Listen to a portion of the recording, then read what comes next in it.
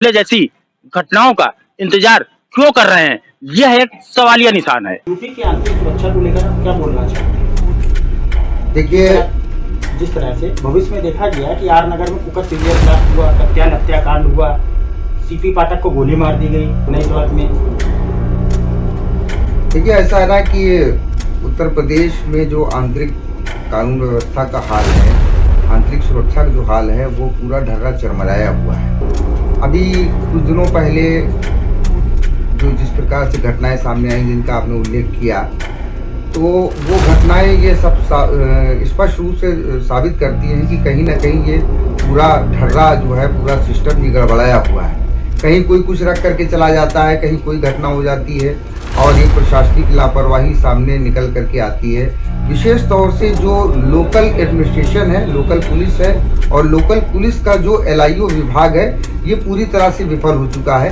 इसका सबसे बड़ा उदाहरण आपको देखने को मिल सकता है कि 3 जून को कानपुर में जो घटना हुई थी कि उस दिन देश के राष्ट्रपति, देश के प्रधानमंत्री, उत्तर प्रदेश के राज्यपाल, उत्तर प्रदेश के मुख्यमंत्री सब कानपुर सर्किल में मौजूद थे और उसके बाद ये घटना हो गई। तो कहीं ना कहीं इसमें बड़ी प्रशासनिक लापरवाही है, चूक है। शुक्र तो इस बात का है कि हमारे देश की जो केंद्रीय जांच एजेंसियां हैं और केंद्रीय खुफिया एजेंसियां हैं, उनकी सजगता के कारण बड़े बड़े हादसे टल जाते हैं। वरना जो लोकल पुलिस है और लोकल पुलिस का खुफिया विभाग है, ये पूरी तरीके से फेल्योर हो चुका है। वॉइस नेशन टीम द्वारा इस मुद्दे पर एक स्टिंग किया गया विस्फोटक सामग्री को लेकर। ये हमारा नाट रूपा था लखनऊ पुलिस मुख्यालय तक विस्फोटक पदार्थ पहुंचाने का। आप सफल भी हुए, इस पे आपका क्या कहना है? झगड़गट्टी बस अड्डे पे जो अवैध पार्सल घरों का संचालन हो रहा है। देखिए ऐसा है कि सिस्टम तो इतना गड़बड़ाया हुआ है कि सरकारी सेवाओं में जो लोग मौजूद हैं,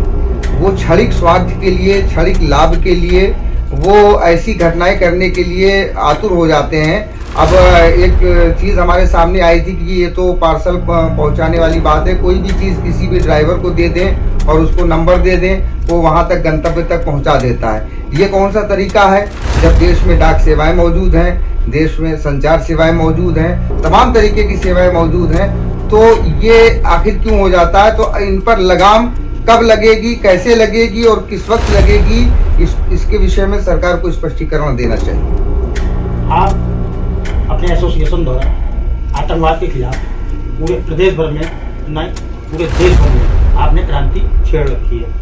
VN न्यूज़ की इस मुहिम को आप क्या कहना चाहेंगे? मैं आपके चैनल की इस मुहिम को सलाम करता हूं, जिन्होंने आंतरिक सुरक्षा के जैसे ज्वलंत मुद्दे को उभारा है और उस पर कार्य किया है। मेरी शुभकामनाएं, सूफी खानका एसोसिएशन की शुभकामनाएं आपके साथ हैं, आपके चैनल के साथ हैं। और क्योंकि हम लोगों का एक ही लक्ष्य है, सबसे पहले भारत और भारत की सुरक्षा के लिए हमारा संगठन कार्य कर रहा है।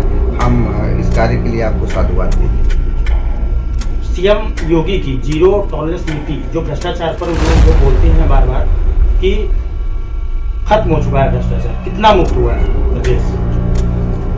देखिए जिस तरीके से चीज़ें सामने आ रही हैं, मुझे तो लगता है कि ये चीज़ें सिर्फ कागज़ों में ही सिमट करके रह गई हैं, वरना जो सिस्टम कल था वही सिस्टम आज है, उसमें कोई भी सुधार नहीं हुआ है। मैंने तो इसके संबंध में कई बार कहा है कि इसमें सुधार होना चाहिए। मैं पुनः इस वक्तव्य को दोहरा रहा हूँ कि स्थानीय पुलिस और स्थानीय खुफिया इकाइयाँ ये पूरी तरह से फेल्योर हो चुकी हैं। हमारे देश की जो केंद्रीय खुफिया एजेंसियाँ हैं, वो जिस कार्य को कर देती हैं, उसका ही परिणाम है कि देश के खिलाफ साजिशें सामने आ जाती हैं। वरना इसके बारे में कुछ ना ही कहा जाए तो ज़्यादा। इसी खबर पर ज़्यादा जानकारी के लिए हमारे साथ फोन लाइन पर जुड़ रहे हैं सूफी कौशर हसन मस्जिदी, राष्ट्रीय अध्यक्ष सूफी खानका एसोसिएशन के हैं। सर बहुत बहुत स्वागत है आपका। सबसे पहले मेरा यही सवाल है, आपका VN न्यूज़ पे आप जुड़े तो इसके लिए आपका शुक्रिया। सबसे पहला मेरा यही सवाल है कि जिस तरीके से VN न्यूज़ एक मुहिम लेके आया है भ्रष्टाचार को खत्म करने के लिए, सूफी साहब, सबसे पहले हमने जो VN न्यूज़ ने एक स्टिंग ऑपरेशन किया कि कानपुर से गैस के पार्सल राजधानी लखनऊ तक पहुंचती है। पुलिस इस मामले से अनभिज्ञ है। क्या पुलिस किसी बड़े घटना का इंतजार कर रही है? देखिए, इस प्रकार से पुलिस की जो लापरवाही सामने आ रही है, इससे तो ऐसा महसूस होता है कि पुलिस उसी तरह के मामले का इंतजार कर रही, जिस तरीके से पुलवामा में घटना हुई या जिस तरीके से 26/11 हुआ। तो ये पुलिस की लापरवाही और खुफिया एजेंसियों की लापरवाही, ये देश की आंतरिक सुरक्षा के लिए बहुत बड़ा खतरा है। जी, कि देश की सुरक्षा के लिए जहां पे खतरा है कि पार्सल के लिए सरकार ने डाक पार्सल बनाया है। कई ऐसी प्राइवेट कंपनियां हैं जो कि पार्सल एक जगह से दूसरे जगह पर ट्रांसफर करती हैं, लेकिन जो तस्वीरें सामने निकल के आई हैं उसमें साफ तौर पर ये दिखाया जा रहा, ये दर्शाया जा रहा है कि वहां पे साफ तौर पर पार्सल जो है सीधे लखनऊ भेजे जा रहे हैं, अन्य राज्यों में भेजी जा रही है।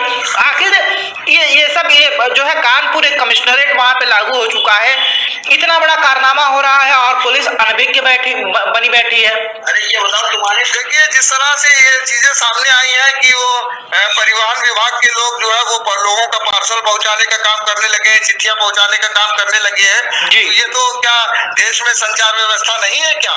देश में क्या डाक विभाग नहीं है या और अन्य प्राइवेट कुरियर कंपनियां हैं जो अन्य सर्विस देती हैं? तो उसके बावजूद भी ये क्यों हो रहा है? क्षणिक लाभ के लिए बगैर किसी जांच पड़ताल की आवश्यकता नहीं, ये इनका काम ही नहीं है। ये तो ये खुला हुआ भ्रष्टाचार है, ये तो खुली हुई लापरवाही है। और सबसे बड़ी बात यह है कि जहां से ये पार्सल भेजा गया और जहां तक गया उसके बीच में न जाने कितने चौकी थाने पड़ते हैं। खुद उस रोडवेज के बस अड्डे में तमाम पुलिस के लोग तैनात रहते हैं, उनके सामने इस तरीके की चीजें हो रही है, तो ये तो बहुत भयानक शर्मनाक बात है। तो कहीं ना कहीं आप इसमें मानते हैं कि पुलिस की और परिवहन विभाग की बड़ी मिलीभगत है, बड़ी लापरवाही है?